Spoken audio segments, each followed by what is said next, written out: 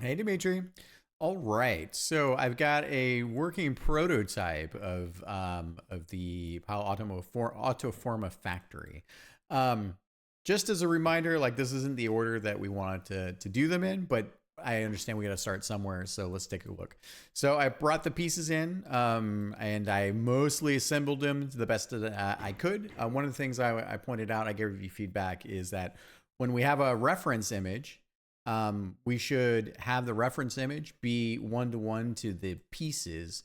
And the reference image that you gave me, I had to scale down by 48% to sort of get it to be to look correct. So just it's easier for assembly. And then the other thing here is that with the file names, I made all of the file names for stuff like this because we're just doing tests. I made sure that, yeah, so big TMP at the beginning. And then I also linked you in the Trello card. Essentially, the other big thing that's important is when we're trying to construct environments, we have 5 manual layers that we're putting together, and we should always have the manual layers positioned from the camera. So in the names, when we go to construct them in InEngine, that lets me set the correct in-engine layers. So we have BG1 through 5. So, and we just call them P for parallax layers, right? So just another piece there. All right, so with those two things out of the way, why don't we just take a quick look? We can figure out how to mask all the other stuff at some point, but here's the ceiling and the floor rotated to the camera. And of course, the FOV gives you that like kind of rotation. I'm not sure we like that parallax.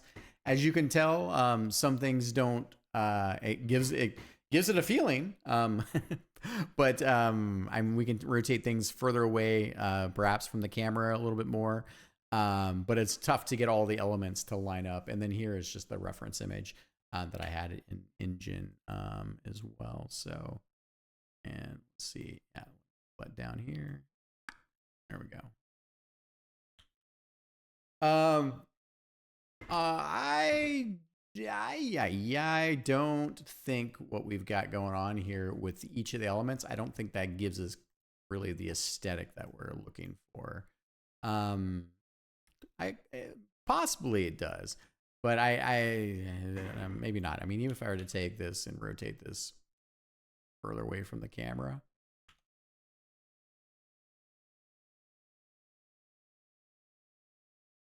everything is on the same parallax layer as well.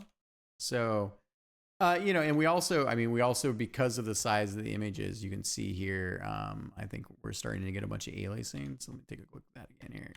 Can to the same aliasing? It's there a little in both cases. So, yeah. So I think that's the test. I don't know if a crawling floor is really worth it in this case. I think the thing that gets me most excited is when we have probably this environment, right?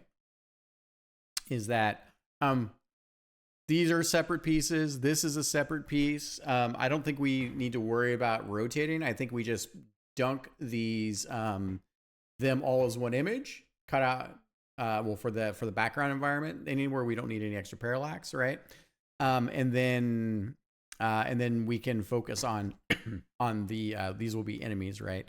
But also sort of the visual narrative of what the car is doing and what that looks like. So the other big piece of feedback that I gave you is that we really we need to get our art in relationship to what the camera is seeing. And right now our art is too big.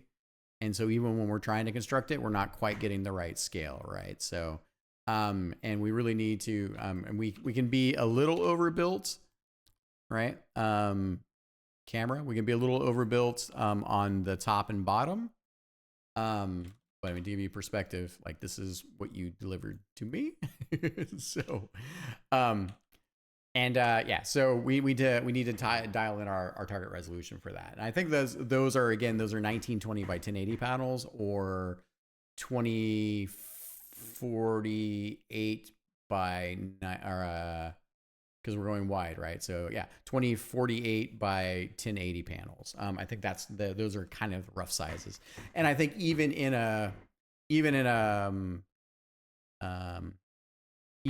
that aspect ratio and pixel dimensions, we still need to then bring the visual information that we want to be seen by the camera down lower, so we're always working in this essentially this target 1920. I mean, we're because of the FOV of the camera, we're actually pushed in a little bit closer, but that's just what it is. So okay, yeah, I think that those are I think that's the gist of it.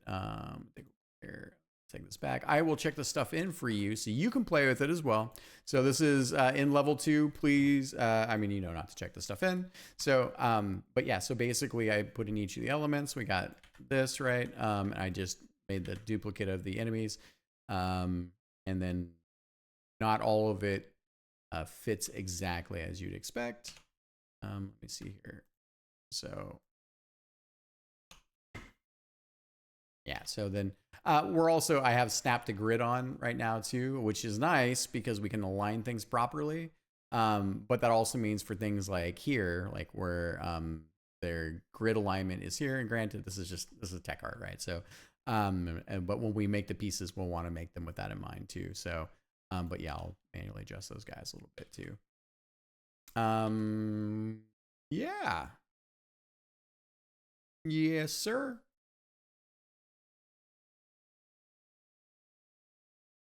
I mean, it's kind of an interesting effect. Take that, bad arms. Bow, bow, bow. Yeah, okay. That's good. We are making progress. I love pulling these things apart and putting them back together. Yeah, so if you need to call tomorrow, we can definitely talk. Just let me know. I'll try to make some time during the afternoon before it gets too late for you. And yeah, I mean, if you want to come in here and here's your gizmo, right? So if you want to play with the transformations tool and you want to do the rotations, like to adjust them a little bit more, feel free. Oh, interesting. Yeah. Doink. There we go. I think it is the rotation. No, it is one of these rotations. Yeah. Okay. There we go. Yeah. So maybe there's a place where, I mean, it's just one of those things where, I don't know. I mean, it's also a lot of, it's a lot of image for what doesn't really give us that much of a nice illusion. So, and I think maybe coming back here, because we were thinking about construction of these scenes kind of like this as well. And you can see we still have the floor and the pieces and whatnot. I don't know if it gives us that much more 3D impression that's worth it. I think we can just paint in the 3D impression. I mean, the 2D image is feeling pretty dang good, I think, in the way that you're really framing these environments. Now, I mean, the other side of this is, here's the images we put in over on Sunday. Just let's take a look again. Because I think the width might be a thing too. There we go.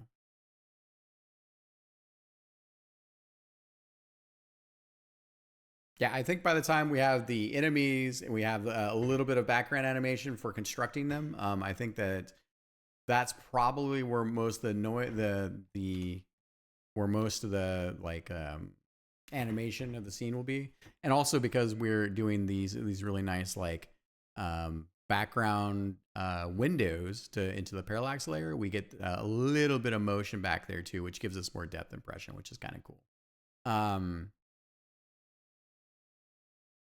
Yeah. Okay. All right. Yeah. Interesting. I think I'm a little bit of a tired guy, and I will catch up with you soon. Thank you.